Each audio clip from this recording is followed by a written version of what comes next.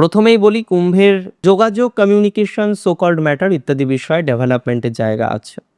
যোগাযোগ বাড়বে, কমিউনিকেশন বাড়বে। যোগাযোগ, কমিউনিকেশন এই ধরনের বিষয়বস্তুগুলো অনেকটাই পজিটিভ দিকে আমরা দেখতে পারবো। বর্তমান যে পরিস্থিতিতে আপনি বারবার দেখছেন যে যোগাযোগ বাড়ছে না, যোগাযোগ এগোচ্ছে না, কাগজগুলো জাস্ট পড়ে আছে, আপনি জানেন কোন অফিসে আছে, কার হাত দিয়ে কাজটা হবে, কিন্তু হচ্ছে না, যেটা সব থেকে বেশি কষ্টের। চেষ্টা করেও আমার মনে হয় আপনি সেই জায়গাটা তৈরি করতে পারছেন না। এতটুকু বার্তা আমি আপনাদের দিই, যোগাযোগ বাড়বেই এবং ঠিক ৩রা এপ্রিল থেকে বাড়বে।